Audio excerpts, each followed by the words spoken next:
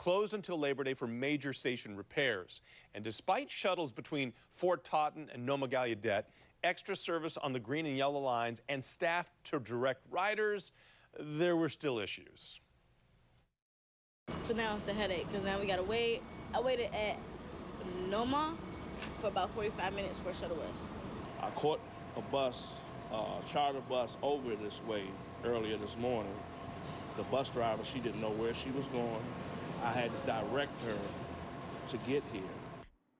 Hey, when that happens, the buses aren't Metro buses, so they don't have bike racks and wheelchair ramps, and the drivers are not Metro employees. Metro says that all the contract drivers are provided training before they get out there and hit the road.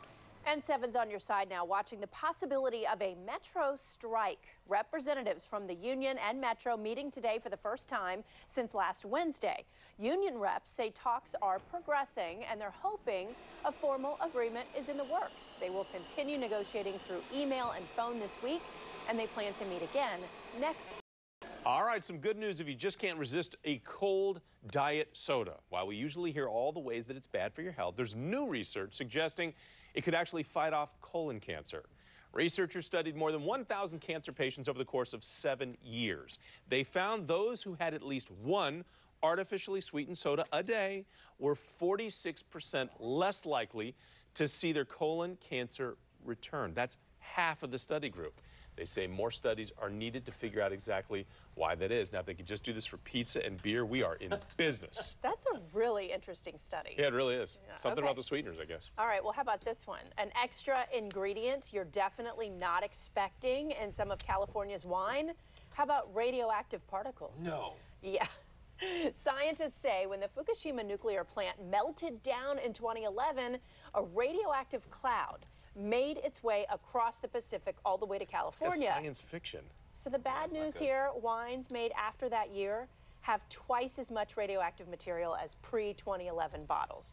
However, there's good news. Scientists say the levels are still too low for you to even worry about. Somebody has to rename their wine. Just call it radioactive. That's what they got to do. It's radioactive. It's a vintage year. You think that would work? Absolutely. It's a blend. Merlot and radioactive. The Maryland Department of Natural Resources is taking Shark Week to a whole new level. All that heavy rain we had this weekend making for a huge discovery of giant shark teeth. Look at these. Those are big. Teeth washed up in a creek in Calvert County, of all places.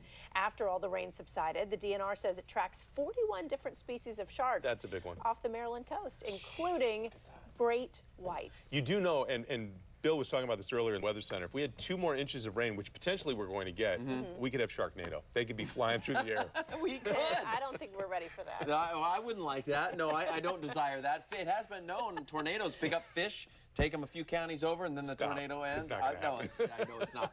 Hey, speaking of rain, though, I want to show you. Let me start off with the map, because the first 16 days of the month, as we know, we had 0 rain, and it broke the record for the longest start with 0 rain in the month of July. And then the door opened last Tuesday, a week ago. It was when that storm came through during the All-Star game. You all remember that. We had 2 inches plus. And then it was beautiful for Wednesday, Thursday, Friday last week. And then the weekend hit. We now have 8.2 inches of rainfall. Normal for July is 3.73. We had more than that on Saturday alone. And when you look at these numbers here a little bit deeper, it's just a very interesting way to look at it, because a couple of things. One, the 17th through today, that stretch 6 days, 8.2 inches of rain. That is a record for the entire month of July. We've never had a 6-day stretch like that. Plus, 3 of these days had 1.3 inches of rain or greater, 1.35. And that is only happened 3 other times as well. So it's been pretty incredible out there. Not in a good way, really.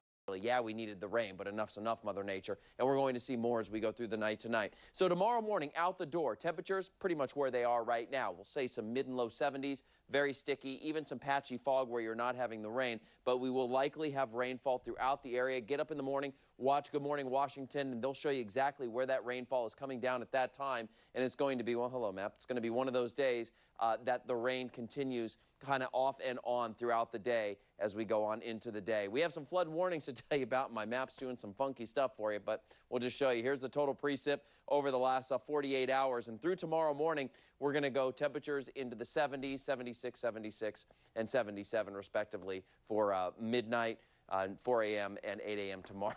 The The map really wants to be heard. I don't know what's going on. Okay, enough, map. We got it. All right, so here's what it's looking like as we go on into the day tomorrow. See off and on showers and the occasional thunderstorm. The numbers aren't going to change much. Have your umbrella with you. It's a repeat of the pattern as we talked about earlier.